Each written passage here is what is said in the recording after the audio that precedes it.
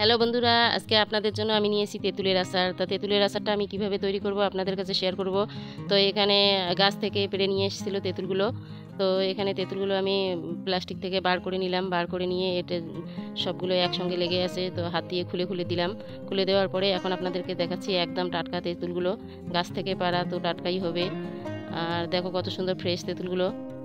এক জগ নিয়েছি জল নিয়ে এখন জলটা দিয়ে দিলাম, মানে তেঁতুলগুলো যেন সবগুলো ডুবে থাকে জলের মধ্যে, তাই দিয়ে দিলাম। আর এখন দিয়ে দেবো রোদ্রে, 15 মিনিটের জন্য রোদ্রে দিয়ে দিলাম। রোদ্রে দেওয়ার কারণ হচ্ছে খোসাটা তাড়াতাড়ি ছুলে নেওয়া যাবে। আর এদিকে একটা বাটিতে নিয়েছি জল নিয়ে এখন দিয়ে দিলাম কিশমিশগুলো ধুয়ে নিতে হবে, কারণ বাজার থেকে কিনে নিয়ে এসেছিলো, তো কিশমিশগুলো তো নোংরা টোংরা থাকতেও পারে, ধুলোবালি থাকতে পারে, সেজন্য ধুয়ে নিলাম। তো কিশমিশগুলো ধোয়া হয়ে গেছে, এখন নিয়ে নেব খেজুরগুলো ধুয়ে নেব। কয়েকটা খেজুর নিয়ে নিলাম, নিয়ে এখন ধুয়ে নেব। ধোয়ার পরে এখন আমি একটা কাটারি দিয়ে এটাকে কেটে এর ভিতরে যে বীজটা আছে বীজটা বার করে নেব। এভাবে একে একে সবগুলো খেজুরের বীজটা আমি বার করে নেব। এখন খেজুরের বীজগুলো কিন্তু বার করা হয়ে গেছে। আর এদিকে নিয়েছি একটা প্লেট, আর নিয়েছি কিছুটা গুড়টাকে কেটে আমি টুকরো টুকরো করে নেব। গুড়টা কিন্তু টুকরো করা হয়ে গেছে। আর এদিকে নিয়েছি বাদামগুলো হাত দিয়ে এটাকে মুথে নিয়ে যে এর খোসাটা আছে খোসাটাকে ফেলে দিব।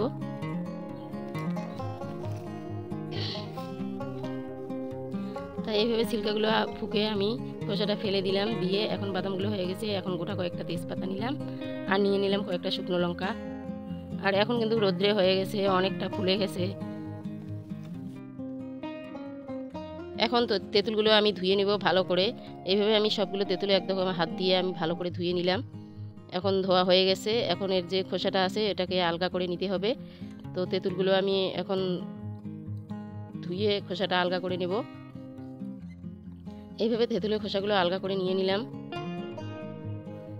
দেখো কত সুন্দরভাবে খোসাটা আলগা হয়ে যায়। এই দেখো একদম ফ্রেশ হয়ে গেছে। এইভাবে সবগুলো তেঁতুলের খোসা তুলে নিলাম, নেওয়া হয়ে গেছে। এখন দেখো কত সুন্দর ফ্রেশ হয়ে গেছে একদম তেঁতুলগুলো। তো এখন হচ্ছে রান্নার পালা। তাই এখানে জল আছে, তাই আমি একটা ঝুড়িতে করে রেখে দিলাম। তা ঝুড়িটা যতক্ষণ জলটা না ঝরে যায় ততক্ষণ আমি রান্না করব না, তাই এদিকে আমি কড়াই বসিয়ে দিয়েছি। আর ওইদিকে তেঁতুলটা 10 মিনিট আগে আমি ঝুড়িতে রেখে দিয়েছিলাম। এখন দিয়ে দিলাম তেলটা গরম করে নিয়ে এখন শুকনো লঙ্কা দিয়ে দিলাম। শুকনো লঙ্কা দিয়ে তেজপাতা কয়েকটা দিয়ে দিলাম, দিয়ে এখন শুকনো লঙ্কাটা কালো করে ভাজতে হবে। তা হয়ে গেছে, এখন আমি দিয়ে দিলাম তেঁতুলগুলো দিয়ে এখন নাড়াচাড়া করে নিব। আর দিয়ে দিলাম এখন লবণ। তেঁতুলে একটু লবণটা বেশি পরিমাণে দিতে হয়। আর দিয়ে দিলাম হলুদ, দিয়ে এটাকে আবারও নাড়াচাড়া করে নিব। নেওয়ার পরে এখন দিয়ে দেবে কিছুটা লঙ্কার গুঁড়ো। একটু ঝাল না হলে তেঁতুলের আচারটা ভালো লাগে না, তাই। আর দিয়ে দিলাম কেটে রাখা গুড়গুলো, দিয়ে এখন একটু নাড়াচাড়া করে এখানে তেঁতুলের সঙ্গে যে মিক্সড করার জন্য রেখে দিব, জাল দিতে থাকবো। তো নাড়াচাড়া করে এখানে একটু রেখে দিলাম। তো আমার তেঁতুলের আচারটা যদি আপনার ভালো লাগে তা লাইক শেয়ার সাবস্ক্রাইব অবশ্যই করবেন, আর কমেন্ট করবেন। আর দিয়ে দিলাম সামান্য পরিমাণে চিনিটা দেওয়ার কারণ হচ্ছে তেঁতুলের আচারটা আটালো ভাবটা সুন্দর হয়, সেজন্য আমি চিনিটা দিয়ে দিলাম। দেখো কত সুন্দর আটা আটা ভাব আসছে। তো এখন দিয়ে দিলাম কেটে রাখা খেজুর আর কিশমিশ, আর যে বাদামটা আমি খোসা ছেড়ে রেখেছি সেটা দিয়ে দিলাম। দিয়ে এখন সবগুলো উপকরণ একসঙ্গে মিক্সড করে নেব।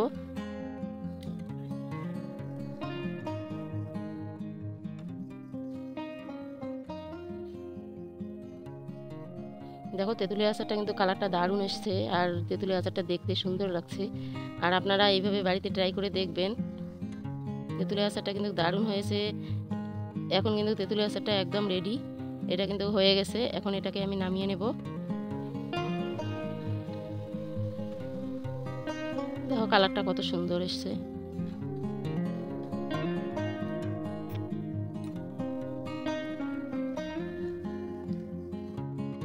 ফাইনালি এটাকে আমি নামিয়ে নিলাম। এখন কিন্তু নামানো হয়ে গেছে। আর তেঁতুলের আচারটা দেখো কালারটা কত সুন্দর, আর দেখতে কিন্তু দারুণ হয়েছে, দেখলেই মনে হয় একটু খেয়ে নেই। তো এইভাবে আপনারা বাড়িতে ট্রাই করবেন। আজ এই পর্যন্ত, থ্যাংক ইউ।